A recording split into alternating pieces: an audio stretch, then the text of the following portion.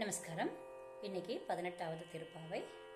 உந்து மத களிற்றன் ஓடாத தோல்வலியன் நந்தகோபாலன் மருமகளேன பின்னாய் கந்தம் கமழும் குழலி கடை தீரவாய் வந்தெங்கும் கோழி அழைதனகான் மாதவே பந்தல் மேல் பல்கால் கோயிலினங்கள் கூவினகான் பந்தர் விரலி உண்மை தூணன் பேர் பாட செந்தாமரை கையால் சீரார் வளையோழிப்ப வந்து திரவாய் மகிழ்ந்தேலூரெம்பாவாய் உந்து மத களிற்றன்.